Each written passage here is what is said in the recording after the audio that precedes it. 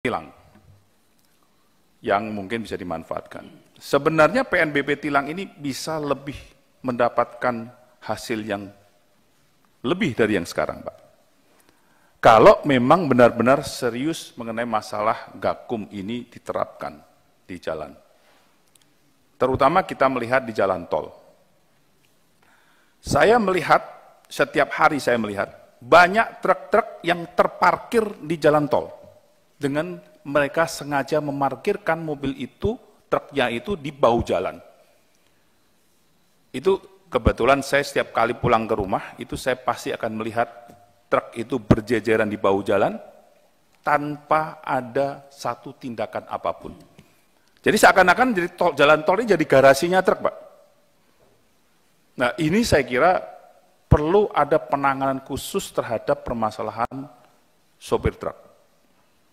Saya tahu bahwa sopir truk ini adalah mereka bekerja, mencari nafkah.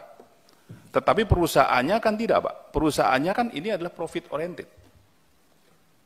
Jadi pelanggaran-pelanggaran yang dilakukan oleh sopir-sopir angkutan ini sudah selayaknya untuk juga dikenakan kepada perusahaan di mana perusahaan angkutan itu ada.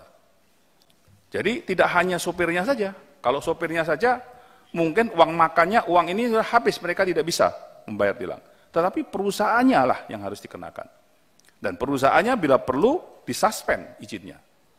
Karena ini mengganggu sekali, Pak. Kalau kita melihat sekarang, raja jalanan dan kecelakaan tertinggi itu ada karena permasalahan truk.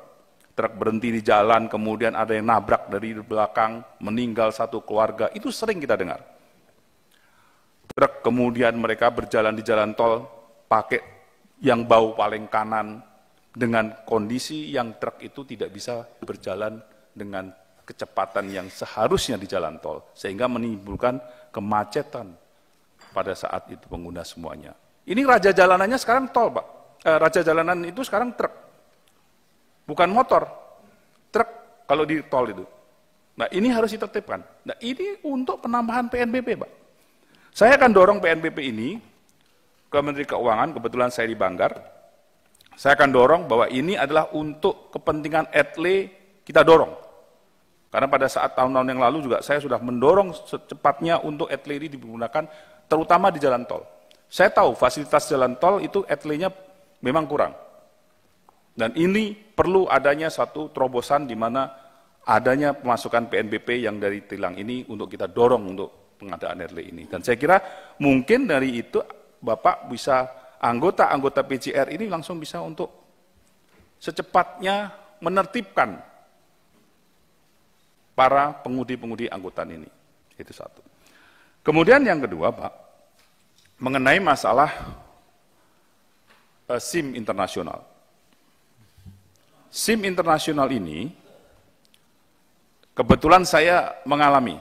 Saya mendapatkan SIM internasional dan saya akan melakukan penyewaan mobil di luar negeri. SIM internasionalnya Indonesia ini nggak berlaku, Pak, di sana. Tetap mereka minta SIM Indonesia, SIM lokal. Kenapa? Karena SIM internasional tidak ada barcode-nya. Jadi mungkin bisa dimodifikasi, SIM internasional ini ada barcode-nya yang sama dengan SIM Indonesia-nya, Pak. Sehingga kita pada saat mengeluarkan internasional, kita benar-benar kita SIM internasional dan kita punya license untuk itu.